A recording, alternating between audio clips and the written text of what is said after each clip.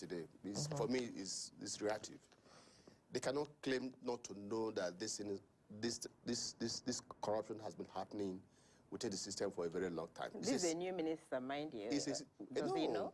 It is not the minister that is perpetrating these corruptions. It is a civil servant. So, which means that this thing has been happening for a very long time, and they cannot claim not to know this thing. So, the statement yesterday, stopping the evaluations of certificate from Benin Republic, from Togo, for me, is reactive. That will not solve the problem. So, there is need by the federal government to set up a security committee to actually investigate the matter. And in dealing with that, the Minister of Education should not be part of that investigation. The Minister of Education should not be part of that investigation. The Minister of Interior should also not be part of that investigation. They should set up a security committee that will actually dig into the matter, find out what has been happening, those who have been collaborating with these external forces in perpetrating this criminal act. Because this issue has the capacity to dent the image of our country. Like I said, it's a national security that we must get to the root of the matter.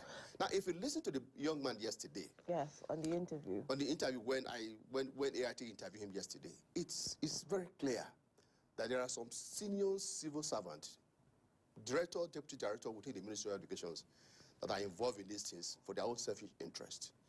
There are senior officials from the Ministry of Interior Affairs, because the guy said, look, he was able to get his passport stamped for 4 years in just 1 day. So who is doing that? It is not the Minister of Interior that is doing that. It is a civil servant. It is the immigration officers, And look at what also happened at NYC. So like I said, it's a system failure. So it's not something we're going to dismiss by mere issue, by mere statement, by the Ministry of Education, saying that they're suspending the evaluations of certificate from Benin Republic and Togo. Whether we like it or not, some of the universities are legitimate universities. Absolutely. And the Ministry of Education also recognize them. So you cannot because of the dubious activities of some civil servants within the Ministry of Education and Interior, now want to clamp down on all the universities coming from Togo or Benin Republic. For me, that will not solve the problem. And then also you saw where NANs were pleading, because when we spoke to the guy yesterday, one of the things he said was, he did mention the name of the director in the Ministry of Education. Yeah. He said it was Dr. Kohli. And then he said in the NYSC, he didn't know you could register twice, enroll twice to serve, for your NYSC. And I think that also points to the loopholes in the system of the NYSC. But the worrying factor is the fact that people's passports are stamped on multiple bases, even without going to the immigration office.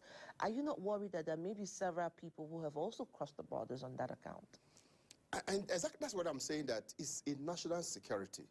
So it's a security matter that the federal government must deal with, Because if you can get your passport stamped, passport that ought to take you 4 years to stamp, and just a day, you'll be able to stamp your passport for 4 years. For 70,000 naira. For 70,000 naira. It means that such a thing has been ridiculous. Yes, such a thing has been going on for a very long time. And that is why we have this issue of porous border that we're talking about today, insecurities. Which means that a terrorist, for example, can give an immigration officer maybe just about 10,000 or 50,000 naira and smuggle arms into the country. And that is why we're having this growing insecurity across the country, because we have a very porous border. That is not to say that we don't have to manage those borders. We have them, but they are being compromised. So it is not something the federal government is going to take lightly.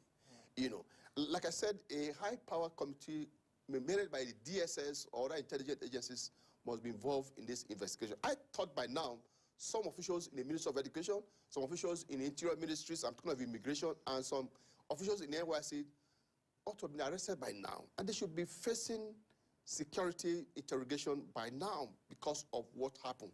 So that statement is unacceptable. Probably that would happen when they have a concluded investigation, which the government says is doing at the moment. The boy mentioned names. Those who he gave money to, who assisted him in immigration, the Ministry of Education, and they are still in the system. The NYC, and they are still in the system. So I think by now they should be facing security interrogation. How does so one really carry a certificate that you didn't go to school to collect, and you are very proud, you know, taking it around when you get it in 6 weeks? I don't understand. You know, in Nigeria, we are so crazy about, you know, certificates. Whatever you want to do, you must have a certificate.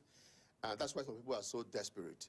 So you can imagine the number of people that are parading fake certificates. Who are uneducated. So sometimes some of them can't even defend their certificates. I'm aware there are some cadet officers that were recruited with a degree, but when they were in camp, they discovered that they could not defend their certificates, and they started investigating and discovered that those certificates were fake.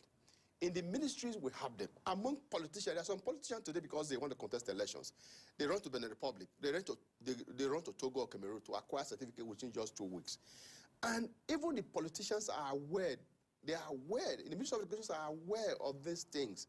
So they cannot claim they cannot now begin to tell us as if, oh, it's something that is strange to them and that they want to investigate. That is not true. So at the end of the day, the people that really acquire a certificate don't get jobs or get the odd jobs, and then those that didn't go to school at all, you know, get the best of jobs that they cannot even deliver on. They are in the civil service, they are in the private sectors, they are in the military, they are in the National Assembly, they are more politicians, they are everywhere. So when you now begin to ask those who are involved in this criminal act to now begin to investigate the matter, then there's no way we're going to get to the root of the matter. You know, but it is not just foreign university. I'm talking of university coming from Togo. Even within Nigeria here, there are people who stay abroad. They don't attend class. They don't do project. At the end of the day, they get masters. I remember in the last few years, the governor of Edo State, for example, has been battling the system in Ambosali universities. The rot there, not just there. It's also within the Nigerian university. You know, people get degree, people get mastered, and at the end of the day, they will not be able to defend those degrees that they acquire. But I'm worried So something needs to be done about it. Yeah, but I'm worried about throwing the baby and the bathwater away. I mean, the students who legitimately got their degrees from this universities, because if you did also read the report, it says that this university is licensed, is legitimate, you know, is qualified to give courses in those curriculum under those degrees. So these students who are legitimate and who really do have certificates from those schools, but are going to be affected with this, how do they even sieve and filter? And that's why I said the statement by the Minister of Education is, for me, is nonsense. Because, like you said, these universities are registered, they've been operating for years, and like the boy said yesterday, it is the English, unit of it that is perpetrating this fraud. Who are Nigerians? Who are Nigerians, in collaboration with some syndicate within the country here. So I think what we need to do is the security in Nigeria should work closely with the university's authority, try to fish out those who are perpetrating such crime, deal with them as an individual rather than blacklisting the entire university system. It is not done. It's as if, for example, if there's a problem in Nigerian university, you will not say because of one person or two persons that you just blacklist the entire university. For me, that is not acceptable. That will not solve the problem. All right. So we need to dig into the matter, get to the root of the matter, find out those who are perpetrating this criminal act, and get them punished. And deal with them, get them punished. Okay, so let's move on to another worrying issue in Nigeria, the issue of Plateau State killings. Really, of course, this paper, Daily Trust, is asking, the North Central governors are asking the government or the president himself to just find the root cause of this problem. And if you don't know where your problem is coming from, you may never find a solution, because it will seem like the Plateau killing is now a monthly thing, all through last year. There's no month that there's no killing in Plateau State, as if there's something peculiar about that state. So how do we think the government should go about it? And then the governors are also lending helping hand for victims and communities there.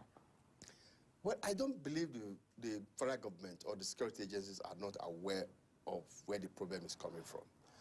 Don't forget that we passed through this part in the 8 years of Buhari government. It was the same excuse, the same narrative. Now, under Tinubu government, we've started with that unconvincing narratives that, whenever there is incident, people go there on condolence visit, give them money, 100 million, 50 million, as if that will solve the problem, as if that will bring back the lives of innocent people who have been killed, who have been slaughtered. You know, and for me, that will not solve the problem. So it is not true, and I believe so, that the security agencies are not aware of the root cause of this problem. We are aware. You know, I give you an example. Now, some militias came, you know, killed innocent people, chased all of them out of the community, and now they are in IDP camp, Abi? And those bandits, those terrorists are now occupying their territory. Are we saying we don't know them? Is security saying that they are not aware that the bandits are now occupying those territories that they chase those people out of? You know, so we know them. We know who they are. Imagine just about a few days ago when the chief of Army Staff was appealing to leaders of one ethnic group, you know, to talk to their people. Where in the world you begin to beg criminals? Where in the world you begin to, you know, persuade terrorists not to kill again? Because those who are killing, they have reason for killing. So I think what the federal government need to do is to identify them and go after them. Reason for killing. What reason would any sane person adduce for killing another? I don't really get it. Maybe. Is it reprisal? What exactly is the fight about? There are so many factors that may be responsible. It could be a reprisal attack. It could be that it could be a territorial grabbing. Maybe they want to chase out people there and grab the territory, and which they are doing now. If you go to in Southern Kaduna, if you go to Plateau, people have been chased out of their community, and the bandits are now occupying the territory, which means that they want to take over their territory. It could be several reasons. It could be political, you know. But that is not the issue. The issue is that the security should be able to identify those who are behind these people, go after them, and send them to where they should be. You know, when people keep on accusing, oh, Fulani herdsmen, let me tell you something. In my community where I come from, we have many Fulanis who are living with my community in Edo State. They are doing legitimate business there. They are doing farming, you know. So we cannot begin to say, oh, when something happens, you go to Fulani leaders, please go and talk to your leaders. You are stigmatizing them. If there are Fulani people who are involved in this criminal act, identify individuals who are involved in this criminal act and go after them. If there are other tribes who are involved in this criminal act, identify them and go after them, rather than begging their leaders to go and beg them not to kill again. For me, that is not the way to go. You know, it is getting to a point where human beings don't matter to us again. Imagine over 200 people were killed in just 2 days. And we are still behaving as if nothing happened. That's heartbreaking. Really. And the governors even the governor of Plateau says he's even afraid to talk. Keep on to, oh, these are politically motivated. If they are politically motivated, what are you doing about it? As a governor, you are the chief security officer of your state. You can work closely with the federal government. Is it an issue beyond his control? Because I do know that even at some point he had to raise some guards, really security guards from the local community. He has also been talking, really. So I don't know. Is it that the governor doesn't know? He's the chief security officer of the state at the moment, even before the federal government's intervention. Is there something he needs to do, you know, differently? The issue is not beyond the governor's control. Let me give you an example. The immediate past governor of Ondo State, late Akeredolu, may so rest in peace. There was a time some bandits invaded the forest in Ondo State. He didn't wait for the federal government to take initiative to deal with that problem. He organized his people, you know, and at the end of the day, they went after those bandits and they were able to deal with it. I mean, they were able to deal with them. So we have so many states like that, you know, that are doing very well in collaboration with the security. But in Plateau State, if he has some ethnic coloration, that's where there becomes an issue, really, because that's also some issue that people are raising, that it will seem like there's some ethnic coloration in what is happening in Plateau State. Well, I don't think there's ethnic colorations. You know, let me tell you something. The Hausas, the Fulani, the Birom, the indigenous, they've been living together for years. I am saying that there are people who are involved in this criminal act. Identify them. It's not about, so there's ethnic colorations. Identify them. So, Dr. Iyobosa, let's identify them and deal with them. You talked about the fact that these people take over communities. And last week, we did see some of the headlines that said some of these terrorists still are in those communities, are known by some of these persons. There were forests that were fingered. The Mahanga forest was fingered in that review. And if you look at that rider, it says NBA decries intelligence failure. Asking people to prioritize security. So could it also be that the intelligence network, you know, within the Plateau security system is not totally available with the real facts on ground, because whether you like it or not, those people came in armored vehicles. They came in trucks. They passed security guards. They passed security checkpoints. They went through villages before they went to attack. So there must have been some level of interaction at some point. And there are things called trackers. So is it just down to the governor alone, or to even the military and those within those communities? You know, when people start talking about intelligence failure, sometimes you don't agree, because I'm aware when that incident, when those bandits were moving towards Plateau State, the indigenous make several calls. I'm told they make several calls. To about 12 phone calls. Yeah, to security agents, to the military, to DSS, and all that. They make phone calls. And the fact that there was no immediate response from the security agencies is an indication that some security chiefs may have hands in this. They might be complicit. Yes, in these killings. And that is why the federal government should investigate the matter thoroughly. It is not intelligence failure. The security got intelligence that these people were moving towards the area where they committed this crime. And passed through checkpoint. Passed through military checkpoint, police checkpoint, and all that. So are we saying that, so how come the military, the security agencies were not able to respond quickly to stop the killings? You know, if you know those areas we're talking about, there's no presence of security in those areas. But when those guys were coming with armor tank, with their weapon and everything, they passed through security checkpoint. And if you know just very well, you know, every 200 or 500 kilometers, you have police military checkpoint. So how come we weren't able to stop them before they got to where they perpetrated this heinous crime? And what the Pope also said. I am saying that if we should take a collective, a holistic, you know, assessment of what happened in Plateau State. Not just in Plateau State, what is happening in other parts of the country. In Kaduna, you know, I remember when Erifai was a governor in Kaduna State, it was not helping matter. But since the present governor, I'm talking about Mala Obasani came, he's been doing everything to unite the entire communities, the entire ethnic groups. And that is why we have seen maybe some reduction in the killings in the southern part of the Kaduna now. But I'm saying that apart from the federal government, apart from the state security agencies and all that, we also, the governors also need to take responsibility. Not just the 1,800 million. Yes, not just, that money, is it going to bring the lives of those who were killed? It's not just donating money.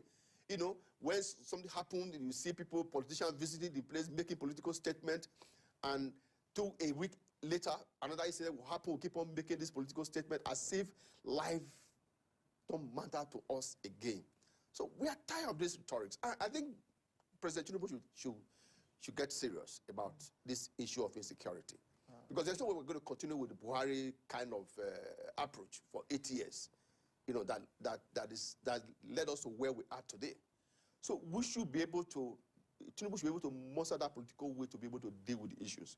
We can't say because of politics, because of political reasons, you don't want to move against certain group of people who are involved.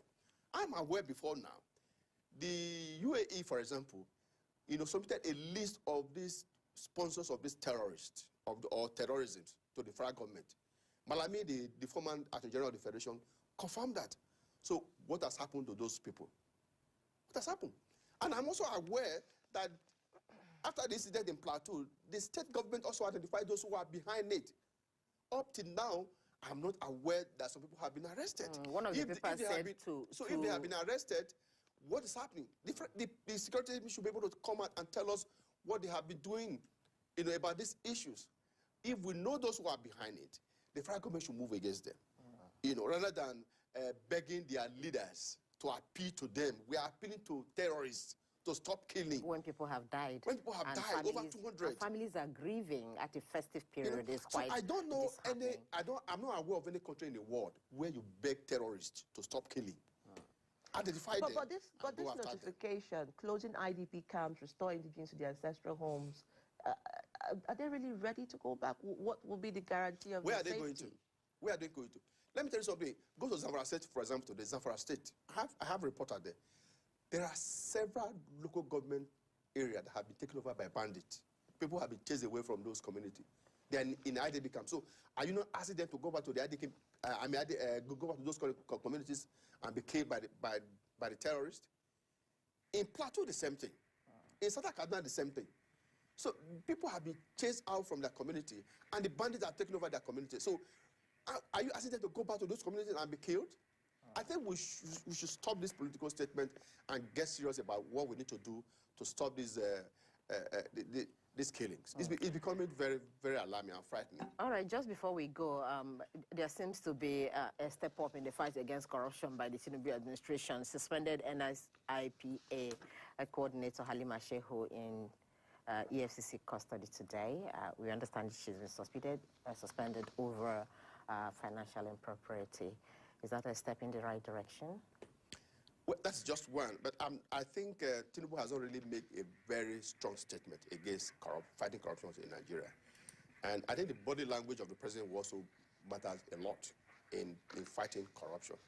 Like I said, some people will argue that you don't need the president to give directive to anti-corruption agencies to fight corruption.